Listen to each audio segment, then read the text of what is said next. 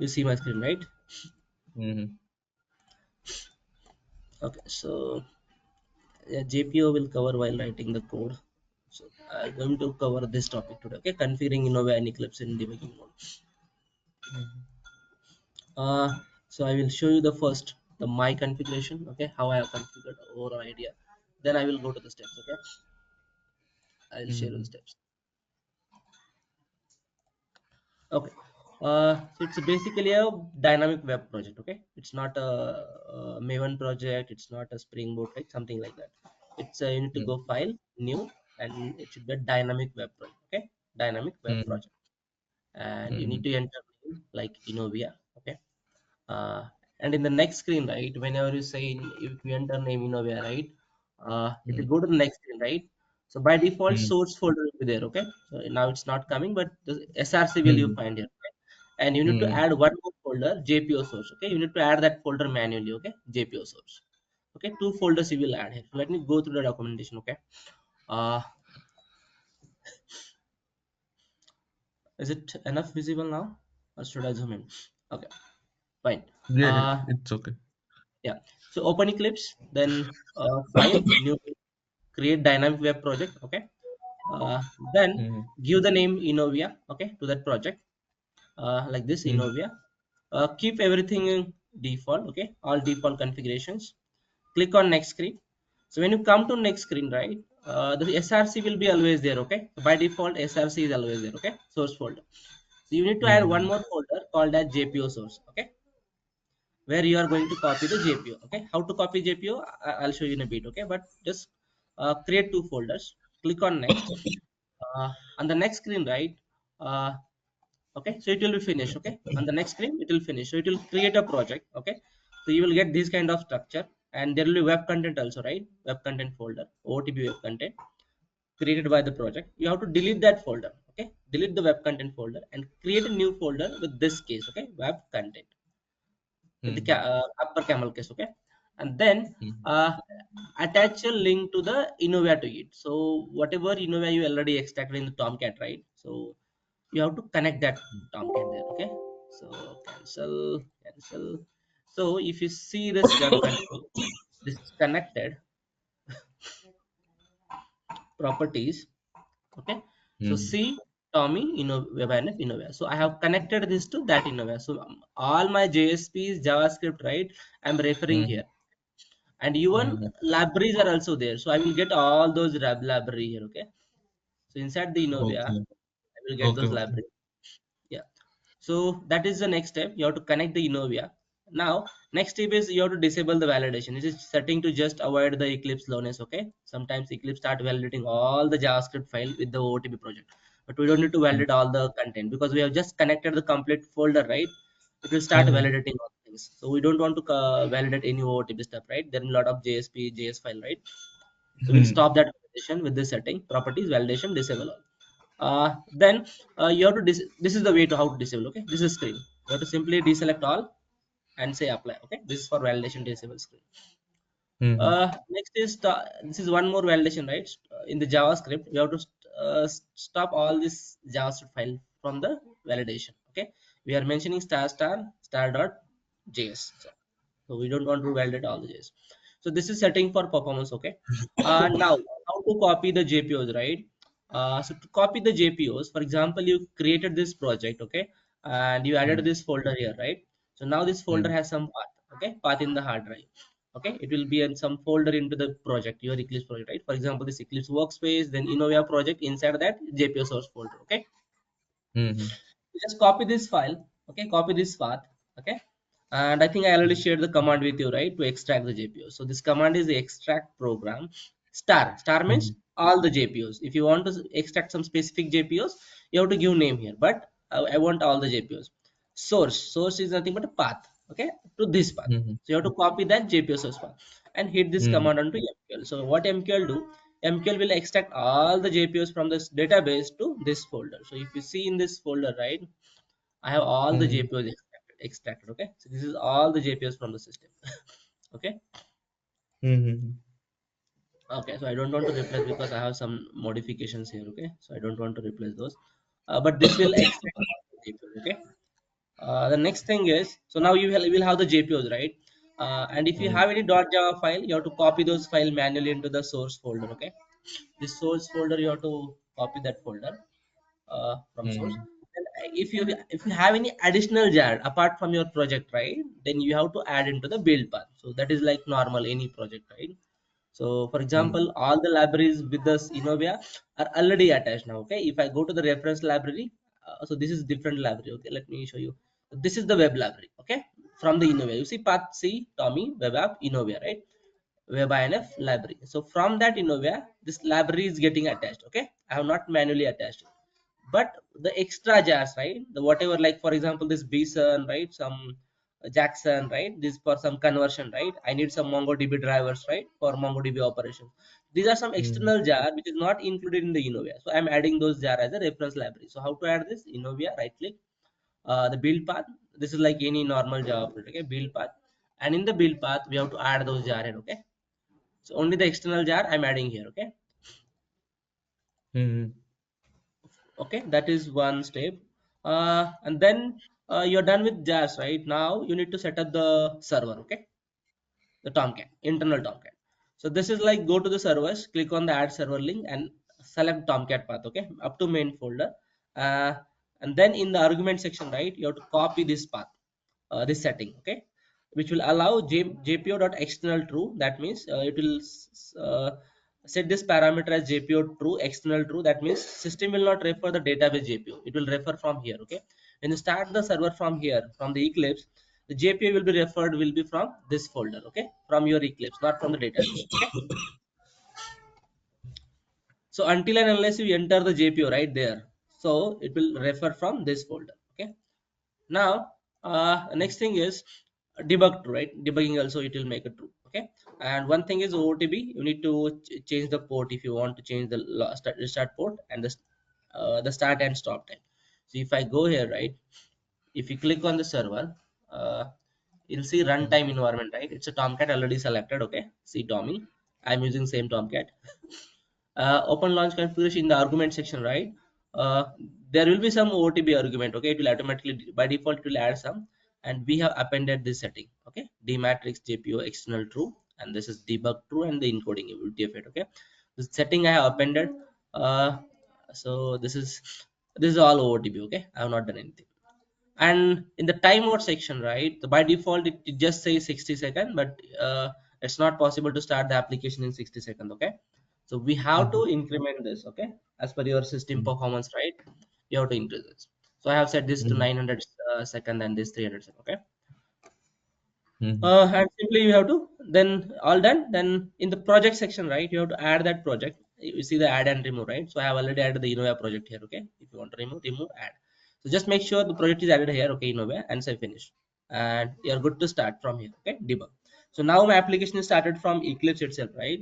And I'm able to access also, and you will get all the logs here in the console. Okay, that's easy to debug. Write a code, right? So now with this mm, setup, right, what you can do, simply go to any JPO. Okay, do some modifications, save this, do control S, and your changes are reflected. You don't need to restart, you don't need to insert, right? Okay, mm. and then you're done with all the changes, right? You say this is the final version of this JPO, then insert this JPO into the database. Okay, but for small changes you don't need to insert and compile. Okay, everything will be done from here only. Okay, so that is one setting.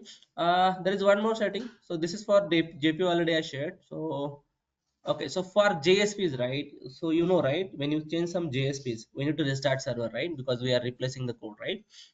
For JSP, it's kind of JSP gets converted into the servlet, right? .java file. Then that is compiled, and then it will reflect it. So whenever you change anything JSPs, you need to restart server. But there is a setting in web.xml, the hot deployment parameter. Okay, you have to make it true. Okay, so this is the parameter. Once you make it true in that web.xml file, right, you Mm, don't need to even restart the server for JSP changes. Okay, those are automatically reflected. So we have property file, right, mm. web.xml. Okay. That's what Mm, it's build configuration file. So we keep, so this is servlet. If you know the servlet, right, JSP servlet, you must know mm, this file. Okay, web.xml. So we have a lot mm, of entries in the file, and one of the entries set that setting. Okay, development is equal to. That setting we Mm. do to, JSP changes, reflect the JSP changes automatically. Okay, here this setting. Okay, I already made it through on my local environment. Okay, this parameter. Mm. Uh, and that's it. Start the Tomcat from Eclipse in debug mode. Okay, and you will able to see. So this is again if you want some specific JRE, right? So by default, Eclipse will take the JRE from your system. But if you want to add specific JRE, you can change it from here. Okay, Java build from, and you can change it from. Okay. Mhm.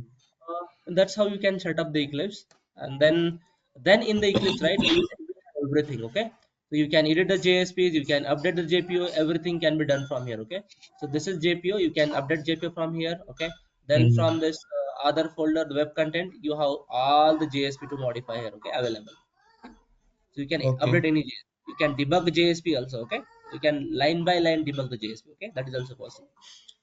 Mhm. So now how it works, right?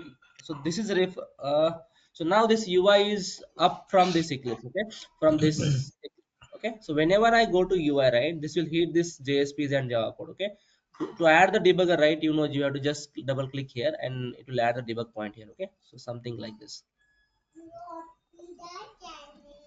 Okay, so this is debug point currently. Okay, so these are debug point. Okay, so when I Mhm. call this code, it will stop here. Okay, and it will allow me to debug line by line.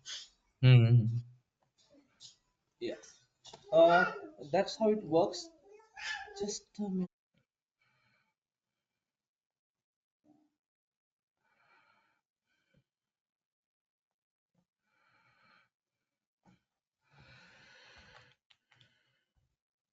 Okay.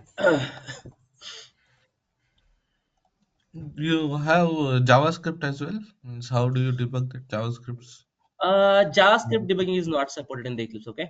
But JavaScript we can debug always in the browser, right? By doing FTL. Okay. Because JavaScript is a client side code. Okay. It doesn't Mm. execute on the server side. Okay. So whatever is server side, we can execute here, debug here. Okay. So server side Java, JSP is all server side technology. Okay. But what happened with Yeah. JavaScript, right? JavaScript copied to the browser. Okay. And it execute on the Mm. browser. So yeah, you Mm. can always go do FTL, right? You Mm. can always do FTL, add debugging point, right? And you can debug from here. Okay. Mm. Yeah. And Yeah, that we is same we have in Winchell also. We cannot do that on yeah Eclipse. from the Eclipse. Yeah. See, why we can't do, because it's a client side programming language. Okay. Correct. So Mm. our files, right? Whatever file we we put here in the Eclipse, right? That got automatically got copied to the browser and it execute on the browser. Okay. Mm. Yeah. So we have to always debug it in the browser only, not in the Eclipse. Yeah, so this is the document, right?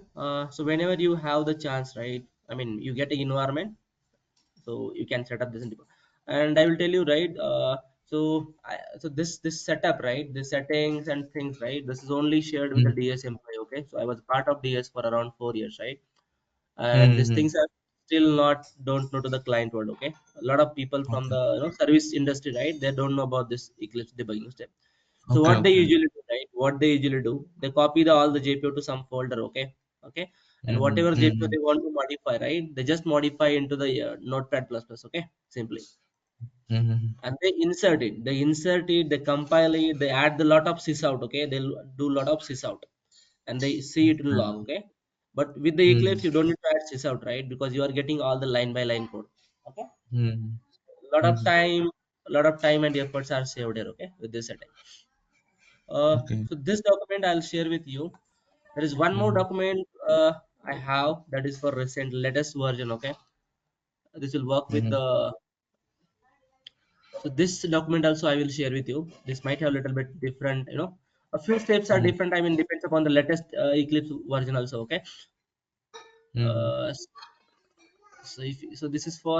So this also contains Sonar Cube. Okay. So I don't know about much about Sonar Cube, but it's a kind of code detection tool. Okay. Yeah. So they use it for OTB builds. Okay, for their releases. Mm. So this is Eclipse. See, they are mixing it. Okay, Sonar Q. This ID, right?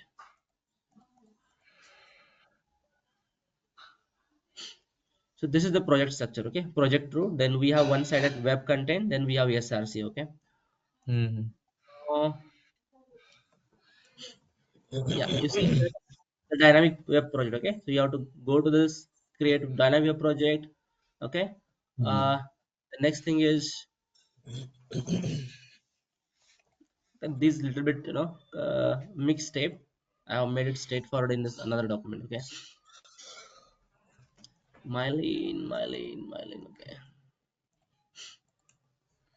This CSV okay? There is one more tool called as CSV okay? Which is helpful to modify the spinner file, okay? Mm-hmm. So you see this is a spinner file, okay? The one column, another column, the registry name, description, label, href, setting, right? So this is this with this CSV tool, right? It's easy to modify spinner, okay? That's why they are showing it, CSV tool. Mm-hmm. Then how to configure, how to use it, right? So this way you can use it, okay? uh Mm-hmm. so okay, so this is the Eclipse setup overall steps, okay? Create dynamic web project, add 30 space web application, that we have to connect that application here. uh okay, these are some the VM Java argument, right? Just to increase the heap. If your system has less memory, then you have to increase the heap here, okay? In the Eclipse dot Eclipse INF file. Yeah, I think here are the steps, okay? New dynamic web project. Then enter the name, kind of they are entering 30 space, because see, with older version the name of the project was Enovia, okay? But with the latest it's 30 space, okay? 3D space.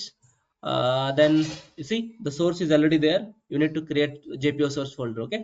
One folder for JPO source.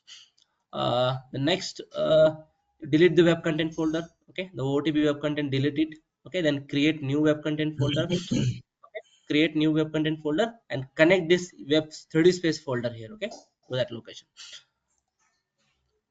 Next thing is linking it. The web content is there now. uh, then add the server, Tomcat server, okay? Select server, select path.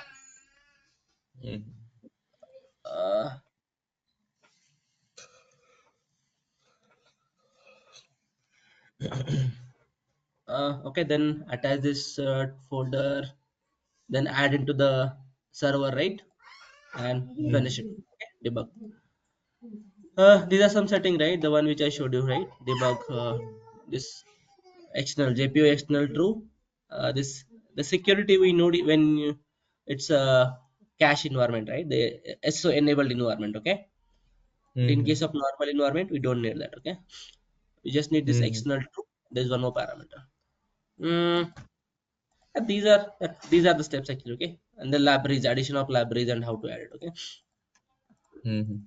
So yeah, you can go through this whenever you need this. I will share this document also with you. So two document I will share with you, okay?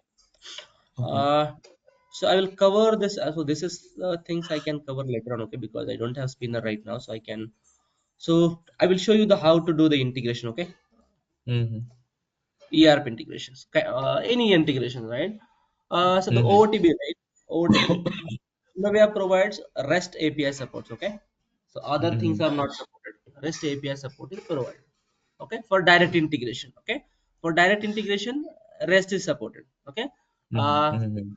but for the indirect integration, the indirect integration means a kind of FTP based integration. So you understand, right? FTP based integration. So what Mm-hmm. we'll do, this PLM system will copy some files, okay? Some data, okay? Whatever they want to send to some other third party application, right? They will copy to some location, okay? FTP location, and the third party will read from that FTP location, okay? Right? That is kind of, I will say it is non synchronized, okay? I mean, there is from schedule job, right? There may be some schedule job, and after some certain time, like every 4 hours, 2 hours, right? We are copying some data from PLM to that FTP location, right? And the Mm-hmm. third party system is reading those file, okay, and updating their result at that place only. Again, we are comparing result, right? Missing data. We are so this is kind of mutual understanding, right? We will share the data in this format. You have to read, and we have to convey back, right? So this is kind of FTP based integration, right? So, but along with that, we have direct connections, okay, like REST API. Okay, so we can expose some endpoints, okay, from the Enovia application to the third party, and they can directly access our application by using those endpoints. Okay, so they can Mm. make the real-time changes into our system. So by using the endpoints, they can create data, they can update data, they can delete data. Okay, depending upon the access. Okay, we whatever we grant, right? So they can Mhm. do it to the real-time database. That is a REST API supported. Okay, so there are two type of integration. One is a direct integration with the REST API, and another is indirect integration by using FTP based SMTP FTP based integration. Okay, that is Mm. copy data kind of. So by using this FTP one, right, it's again normal, right? You have to use the Enovia API, whatever API we use, face data, update data, right?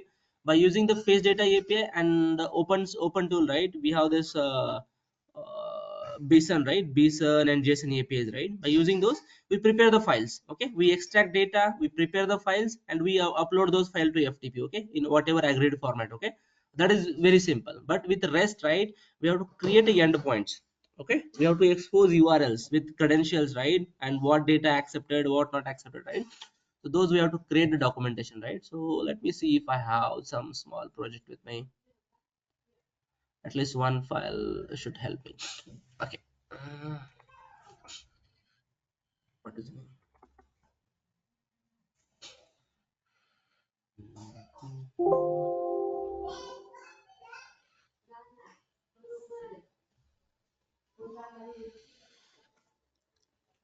Okay, source default. Okay. I see something here. Okay.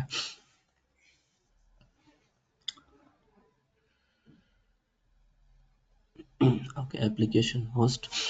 Let me close all files first.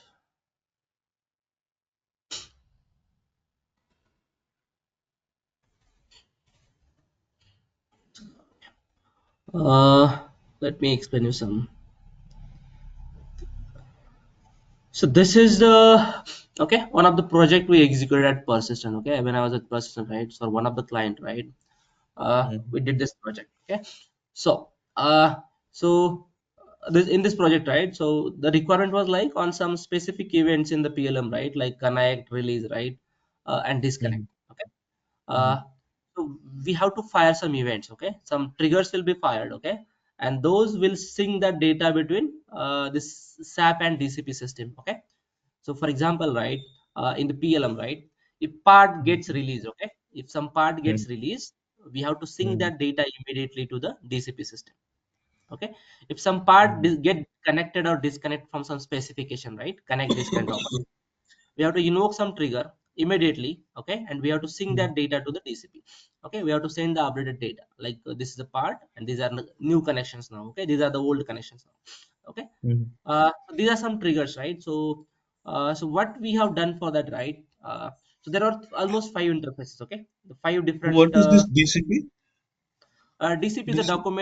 document control. I think something related to document. Okay, It's this a is some. Enovia model, Dassault model, or No. It's third party model. Okay, Innova is only Mhm. PLM here. Okay, so DCP is third party system. The SAP is another software, right? So these are Mhm. different Yeah. third party software. Okay, DCP is something like document control. I think something like, okay.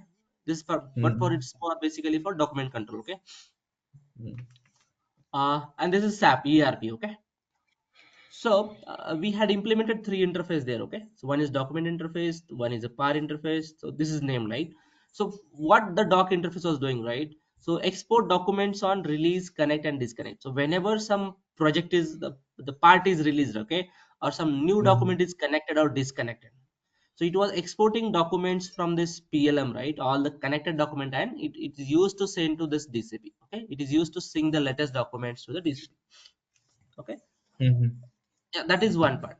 And then the par interface, this is for basically for part actually. Okay, export the part on release or connect and disconnect. So so how to implement this in the Innova, right?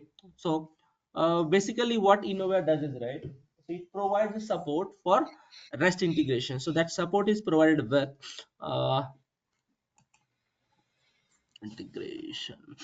Mhm.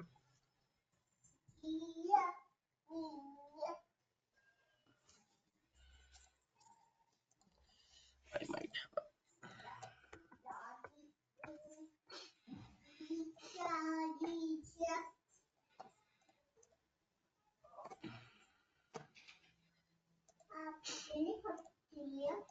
Okay.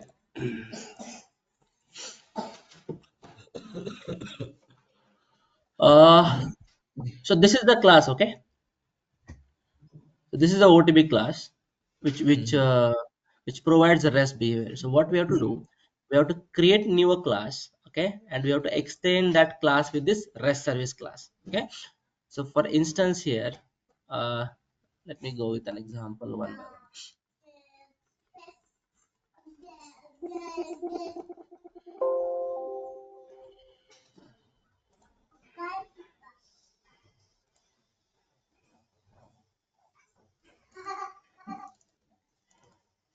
Okay.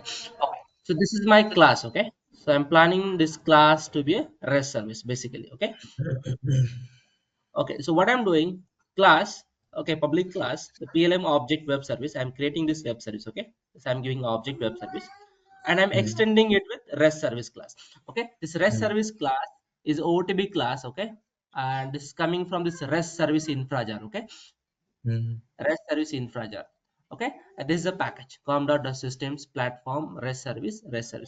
So it is a this class provides a facility to have the REST. So we have to extend this class, okay, to our Mm-hmm. class. That is first step. uh, Mm-hmm. then define this whatever path, okay. It is Mm-hmm. now you need some understanding about Yeah, REST I also. know. Yeah, this annotations, okay. You have a path, Mm-hmm. then this is what it produces, then it what it consumes, right. That those Mm-hmm. things, okay. The next thing is now you implement the method for get or post operations, okay. So you have to implement some method. So the method will Mm-hmm. also define whether it is a get or post method, okay. So it's a get, so it will just read request. Then add path annotation, the path so the initial path is like part, then after part the slash object id, okay. We are passing object id to the method, right. And this Mm-hmm. method id will return the part object. So you see part get object info, the jax rs contains this object id. We are passing path param as object id, and this actual object id, okay. And what Mm-hmm. we are doing here, the first line is we have to authorize the context. So while writing any code in the rest, right, we have to authenticate the user, so we cannot keep it open, right. So we have to do authentication. So this is the, let me go to the code now, okay. Okay, here. So in the code, if you see, right, the authentication code, okay. So this is the again OOTP support, okay. Matrix.db.context authenticate request. So request is nothing but it's as it is coming from the client, okay. Whenever client hits that API, this request Mm-hmm. parameter will come, okay, and this request we are passing here. So this authenticate method will fetch the credential from this request, whatever he entered from the that Mm-hmm. calling, whatever rest client it is, okay. It might be a code or it might be a that postman, okay. So it will fetch that, it will fetch the id also from here.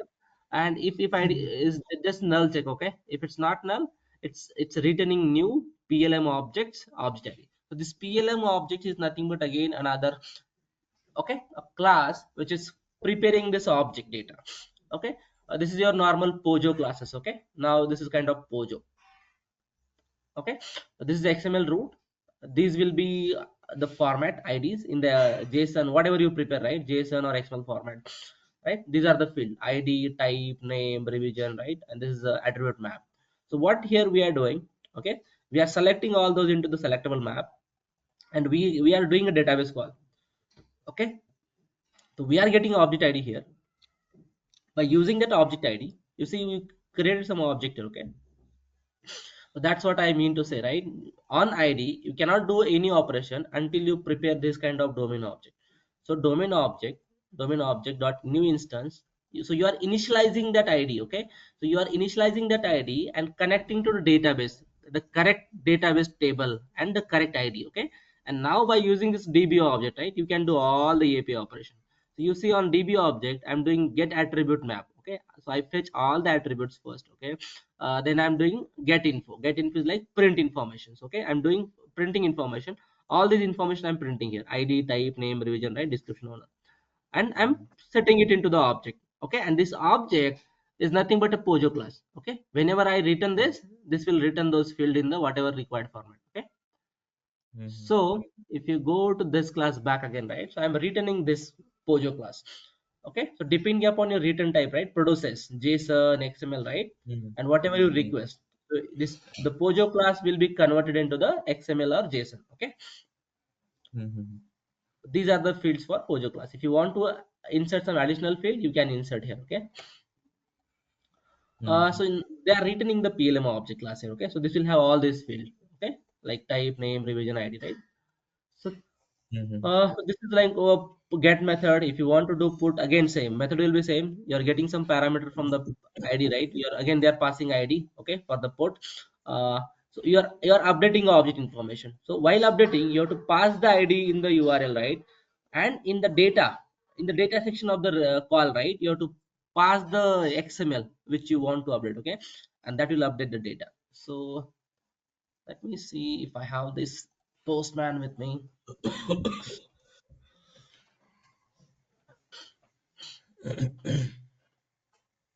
But this should be deployed into the Tomcat also. I don't know whether it's deployed or not. Let me try. Okay, not an issue. I'll do a small, okay, just to get request, okay, just to see whether data is returned here. uh, Mm-hmm. Sign in.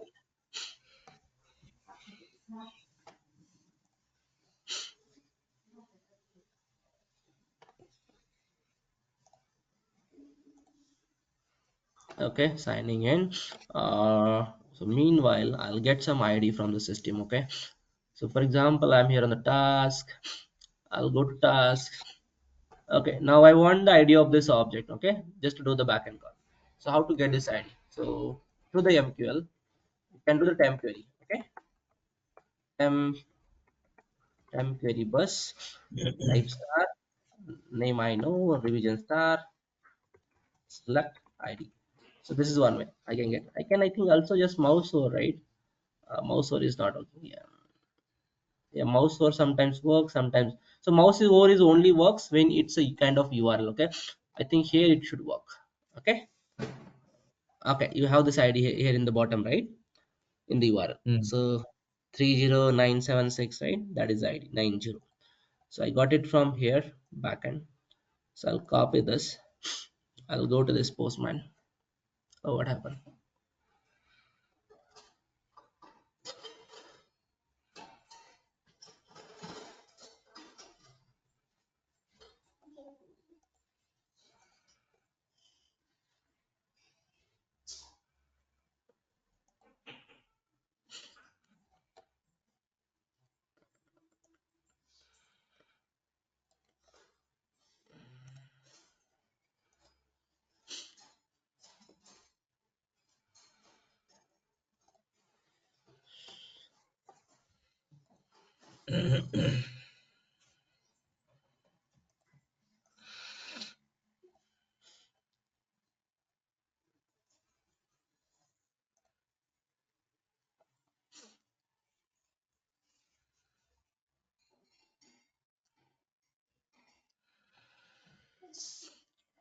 Okay, let it open. Meanwhile, let me get the URL. Okay, what to it?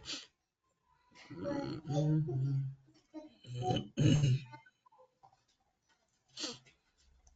Okay, okay, here. So here, this was workspace.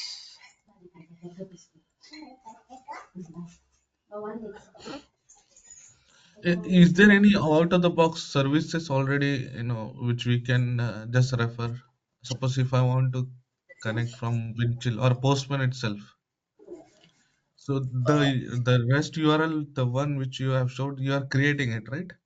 Yeah, I'm creating it. But OTB. Mhm. is there any documentation like where I can just go and see the Swagger, right? URL? Kind of Swagger, right? Kind of Swagger. Swagger. Correct. You're asking. Yeah, No, they exactly. don't have any OTB REST APIs as of now. Okay. Yeah. Mhm. Yeah, I don't know with the latest version, but as of now, whatever version I'm using, right, they don't have the OTB creates back. Mhm.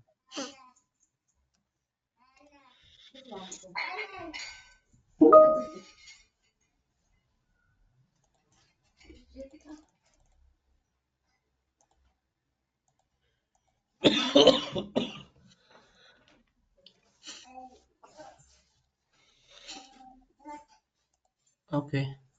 Don't save. Just close it.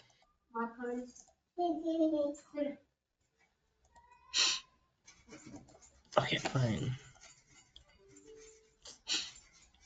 I'm not able to.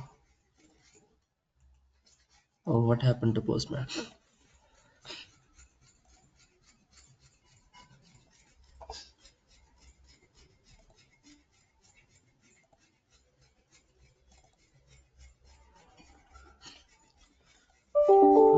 Looks like something wrong with the Postman. Okay.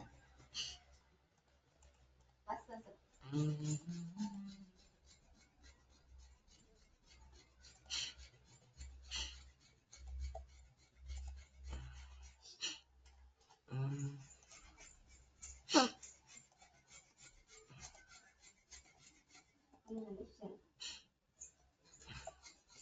mm.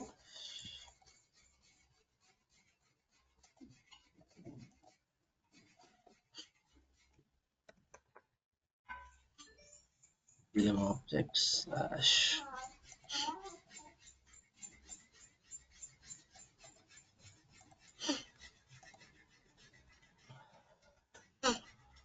Okay, in the authorization, we have to set the basic authentication. Okay, username and password. So I'll use three. No, no. CRE. I'll use the creator and 3DXP.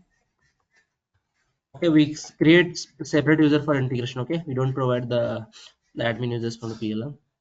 So I do get and say send. Okay, you see I have already added some debugger. Okay, that's why the code is getting called. This is the ID whatever I passed from here. Okay, and F3, right? So it will come here. Okay, basically F6. You see now null check is fine. It's coming to this Pojo class, right? You see the object is prepared by using this ID. Then now it get all the attributes from the system. Okay, all the attributes on that. Escalation recipe empty, task comments needed, yes. So all the attribute value map. Okay, this is value map from attribute, so it will contain attribute name and value. Okay, if you see this map, so it contains like attribute name value, attribute name value, right? Task requirement optional, comments empty, assign set due date no, right? So this is map, and we are putting that into this this is okay. We did some selectable. What I want to select, I want ID type name revision, right? This from the object. I'm doing this API call. This will give me all the information to the map. You see I got this all the information now here, and I will just populate that object, right, by using this all information. This dot id, this dot type, this dot attributes. So this dot attribute already here. Okay, that is done. So this will prepare it and it will send it to back. Okay, now if you see in the UI, right, in the postman, it should be a the data. Okay, no, it's not. Something is wrong, but it should show me some data. Okay, it's not returning. Mhm. It is going. Understand? Even for basic plan they're asking for price. Oh,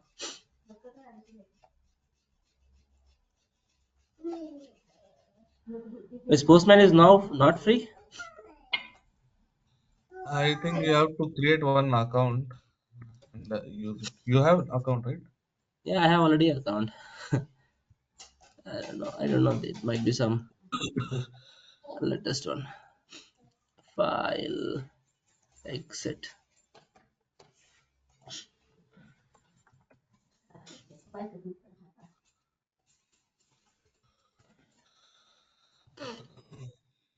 Yeah, but basically, right, this is how we used to call it. Okay, so we'll prepare some URL and we'll pass the data. Okay, you can pass anything.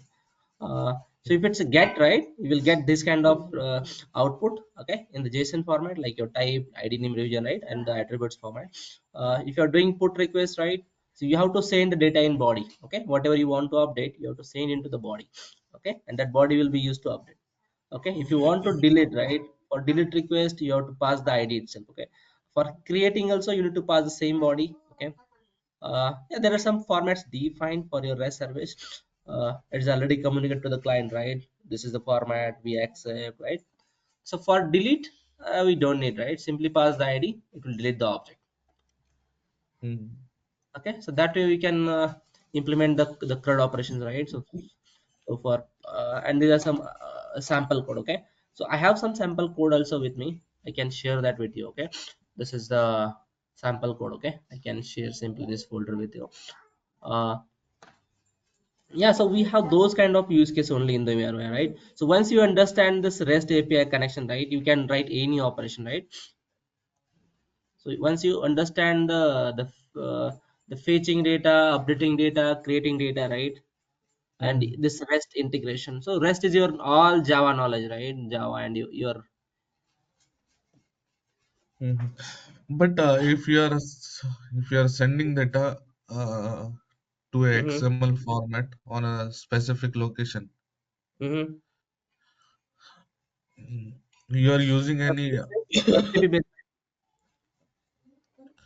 FTP based some distribution target or what? No, no, no. With this REST, we can only send the data in the body, right? As a format, right? We can send it Mm, body, or there is also file supported, right? But if you want to copy the larger file, right, like you have suppose 10 MB 20 MB file, right? So that is not mhm, possible with this REST service. Okay, because it will be a mm, it might cause a network delay or some performance issue, right? So that time mm, what we do, we go with the backend. Okay, we go with the backend, other Java code, right, and we export those data and we post it to FTP. Okay, mm. so if I show you some location, right? You have any ERP integration? Means, there is any We have uh, ERP integration, but that is FTP based integration. Okay, it's a FTP based integration. Okay, and ERP is reading file from there. Okay, there is one more integration with a ERP. Okay, that is again a FTP based integration. Okay, and that is handled with JSON file format. Okay, okay. so if I show, So let me, ERP is reading in JSON format. yeah, they are reading with the JSON format. Okay, But so is there any two-way? It will be unidirectional only, right? Is there any bi-directional data transfer between ERP and Innovia? yeah, that is with REST, right? That is with REST. So when it's kind of push to ERP operation, okay, we do with the bidirectional, okay. So whenever part is ready for its release, okay, there is an operation called as push to ERP, okay. So user select the part whichever he want to push to ERP, okay, and he Mm, do push those to ERP, okay. And mm, when it is successful, there are few attributes on the part, okay. Those will be updated as successful, okay. If there is some error, again it will be updated like failure, error will be updated, okay, and the part status is reset to the original one. Okay, it's not set to ERP. If it's success, we set some status. Okay, it's set to ERP like this. Okay, yeah, those are there.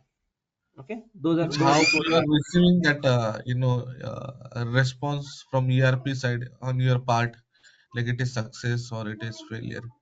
it's same in the format. Okay, for example, suppose you hit this, let me see some sample. Okay, let me go. I have one more research. Let me find that if I have here. Create. Okay, I don't have here, but I can explain you that. Okay, I might have some sample.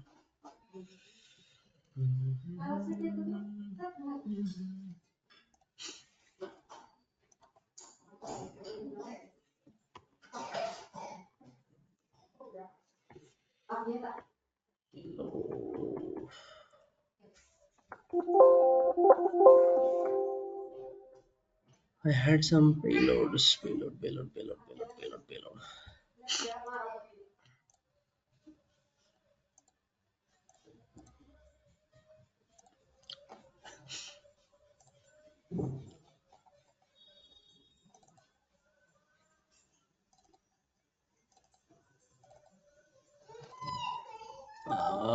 Sequence.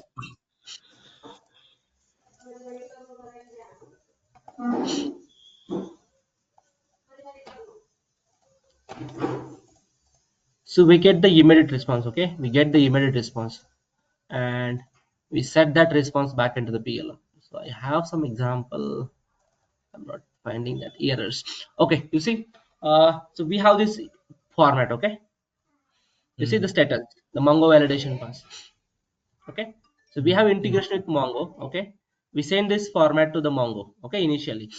Okay, we generate data. You see there is lot of data. Okay, so we are extracting specification from the system. Okay, this is spec 1, spec 2, multiple specs are there. Okay, we are sending that data, and what Mongo is doing, it's validating that data inside of Mongo. Okay, whether it is correctly updated. Okay, and if Mongo finds all data correct, right, he send same XML back. Okay, the same JSON back by just putting the status is equal to Mongo validation pass. Okay, and we set it as done. Okay, success. So we never send this data again back. Okay, until updated. You got it? mm, And if there is a mm, failure, so it will set status to the Mongo validation fail. Okay, and mm, it will pass the whatever error or warning here. Okay, in this fields. The code for this I need to check, but that is how it happened. Okay, they send the payload back. Okay, with mm, putting some status there. So in the pin, I should have this create spec.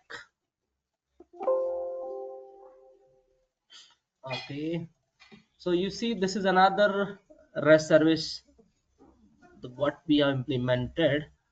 CSS specification job.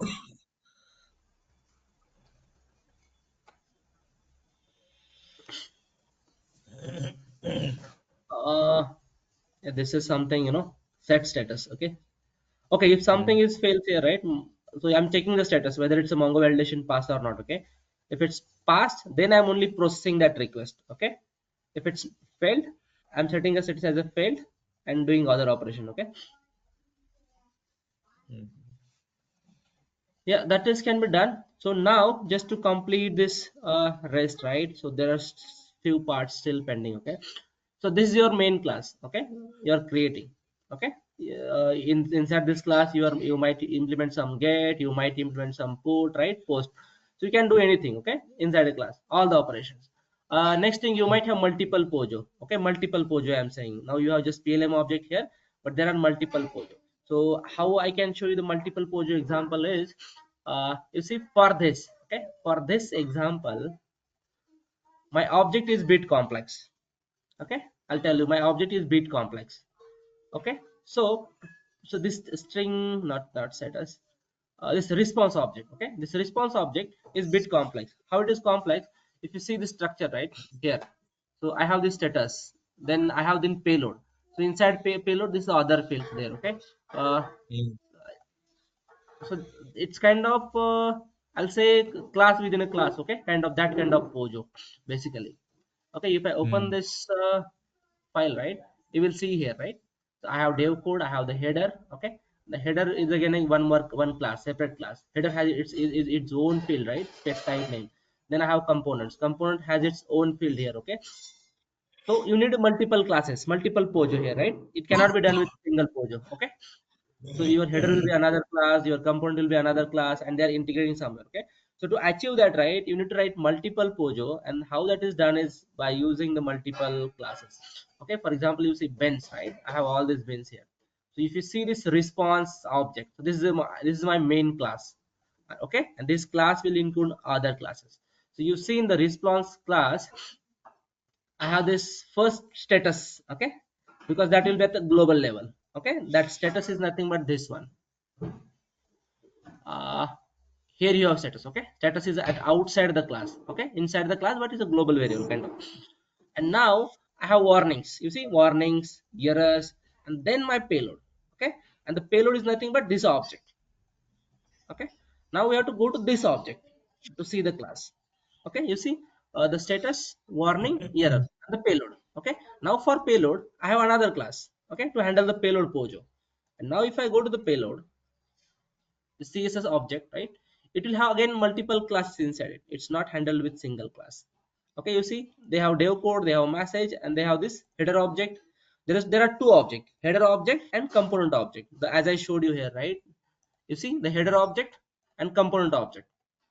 Again, for header and component, they have different class. Okay, so it's kind of multiple pojo. Okay, depends upon your xml format or json format. Okay, so you need to create multiple pojo classes. That's how it can be done. That's how this complex XML structure achieved by using multiple Pojo. This is not kind of formatted output, so you'll see the kind of, but this kind of formatted. Okay, when I can make it like JSON, right? Let me do, where is it, like before JSON.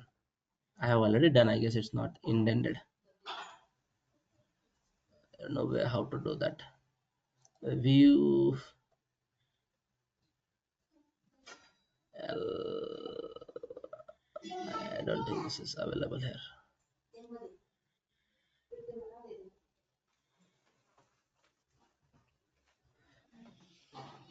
Yeah, yeah, that's fine. Okay, this is how it looks like, but this is the main format. So, okay, let me go back again. Okay, so this is your class where you are extending the REST service. Okay, and see, and after that you can write a lot of classes to write, get your logic done. Okay, for example, here with this example here, right? So I have created a lot of, because my structure is complex. I have created these many classes. I have created a separate package called as beans, and I'm referring that package. Okay, you can also create that. Now if you have a lot of business logic, right? For example, this class, right? Let me open here. Now you see this class, right? This is very plain class, but what I'm doing here is no, here. Okay, I'm sending this to some other class. Okay, to get it verified. I think it's already open here. Okay, so I'm doing create spec. I'm calling some API from this Enovia API utility. If I go to this utility, and you can write a normal Java code here. Okay, because it's a normal, again, you have all the library except you start hitting the database. Okay, whatever you need. So if you see here, I'm doing a lot of checks. Okay, I'm getting some data from payload. I'm comparing that with Enovia, right? I'm doing, trying to find object, whatever data they are passed, right? I'm getting those objects. I'm comparing whether the existing, the type name revision, right? It's already exists in the system. Okay, I'm checking if object is already existing. If already exists, right? Delete duplicate item available. So I'm deleting those objects. If it's already available, I'm deleting those objects. So for delete, I'm writing this query. Okay, here, deleting those. Then after delete, you see delete objects. I'm adding into array and putting into the delete object. And now I'm doing some connection check. Okay, so this is, I'm expanding burst, doing some connection check. Okay, then this disconnect will also delete the dangling spec object. Okay, then I'm doing some relationship connection, right? Disconnecting some connections, and after that, okay, after doing the duplicate clearance, I'm trying to create an object now. So to create an object, I'm fetching this type name revision data from the payload. Okay, here I'm fetching that. If you see here, right, string util dot trim response object dot get payload dot get header dot get spec type. Okay, this is how I'm fetching. And now then again, normally in Innova API calls. Okay, so this is create call. If you see here, this is create call, create object. I'm passing the data here, that's it. Okay, then set description, right? Then I'm connecting those objects here. Okay, and there are another object creation. Okay, the spec creations, component creation, right? So you can write complete Innova data here. I mean, all your business logic, only the connection logic goes here. Okay, that's it. You are here, you call the REST service, you authenticated, and you are passing it to your API. So once you authenticate, right, it will return the context, because we need context, right, to do any operation. You know that, right? So this Mm-hmm. authenticate method itself create that context, and it will send us a back. And now we are using this context, we are passing that context to the normal Envoy API. And that, once we have the context, right, it's kind of, we have authorization to do with database operation. Okay, Mm-hmm. and now you can do any API call from it. Okay, that is one part. Okay, so you're clear with this main service and all the business logic and the Pojo, right? Three things are clear, right? Mm-hmm. Now there is one more class. Okay, similar to this REST API, right? You might have multiple REST API in the system, right? So this is your Mm-hmm. one REST API, PLM object. There might be some other like part object, right? So different API. So how to register them? So this is how to deploy that, right? So you have to create this class called as application host.java. Okay. So this class you have to create. Okay. This class will extend the modular base. Okay. Modular base class. Okay. This is a class, and this Mm-hmm. class will also have one path. Okay. You have to define some path, and you have to register that class here. Okay, so for example, I have this one, so that's why I have registered one. Okay, if you have multiple, just give comma, enter. Okay, so that way you can Okay. define multiple services. Okay, Mm-hmm. Okay. so this is the service registration basically. Okay, So this is a PLM of the service. I'm registering that. If you might check this other project also, right? You will also see the application host Java file here. Okay. And if you open that file, it will just contain the registration of that service here. Okay. Mm-hmm.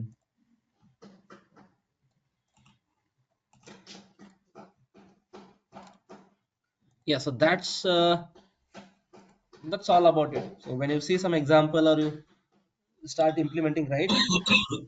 See what we do, right? Basically, I tell you, okay, my way of developing it. Okay. So what I do Mm-hmm. simply, I have this sample with me already. Okay. I always go to this sample. Okay. I set up that I modify those file as of my requirement. Okay. I will get this kind of file first. Okay. So all things are same. These all things are same, right? You are getting request object. You are getting the whatever parameter they are sending, right? Only thing is again this authentication is same. Only thing is just use this context, pass to your method, write the business logic. Okay, whatever you want to do. That's it. And then some handling some status objects, right? Failure passes, right? So this is like your normal Java logic, right? If it's passed, do some operation. If it's failed, do some other operation, right? I'm setting some object, right? JSON validation is not passed, hence it's not processed, right? So I'm also setting some array list here, right? And it's setting into error, set errors. Okay, I'm setting those errors. So you might have seen the errors and warning here, right? So I'm setting this errors and warning payload. Okay, this fields I'm setting. Uh-huh. I mean that's all about REST APIs. So you might get any scenario, you have to think it, right? What way you can do it. You can do it with the REST. So if you want the live, right, the two-way communication, it should be a REST API. Okay, it should follow the REST API. If you want one-way communication, right, you are sending data, they are consuming it. I will suggest you go with the FTP, okay? Because if you have heavy data, right, bulk load, go with the FTP again, okay? Just export data and dump it to some FTP. Let them read it, okay? And again, that can be again bidirectional, okay? Let them ask to update some status. Keep some file there, okay, with the status, okay? If they are okay with it, if they are good, just ask them to update status, and you keep checking that status file, okay? Mm-hmm. That also can be done. And I believe we have such kind of implementation. We have one kind of FTP inside that we created some folders. Okay. If Mm-hmm. file is processed successfully, we put that file into archive. Okay, archive folder. Okay. If file is not processed successfully, okay, they keep that file there only. Okay. And we have to identify file is not processed, send that data again. Okay. So that is kind of Mm-hmm. mutual understanding we have. So we manage some folder like archive, fail, right? So we have to read those folder and send the data. So that can be done. So it depends upon your business needs. Okay. If it's Mm-hmm. live data, you have to go with a direct implementation. Again, it's a very live data. You can use Azure messaging queue, that kind of also. Okay, you have Kafka, right, for live integration, right? The messaging queue, topic, right? A lot of things are there, and this Enovia can be integrated with all that stuff. Okay, we have done that lot of things. Okay, like we have used Azure messaging queues, topic, right? This subscription, right? The subscription to topics and message, right? Even that can be done. Mm-hmm.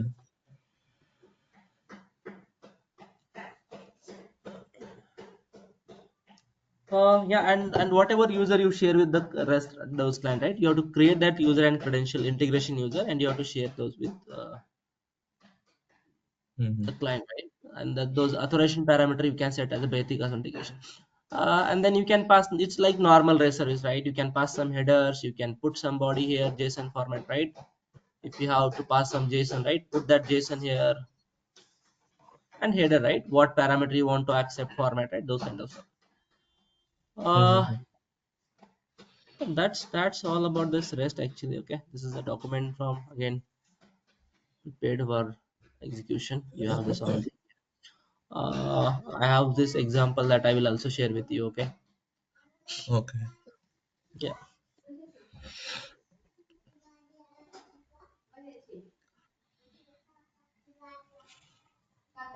Yeah, that Enovia content. Then this is done.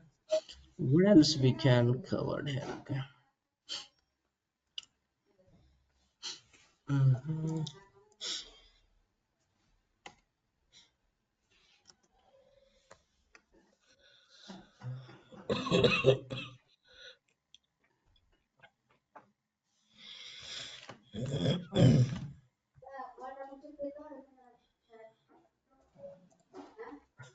Okay.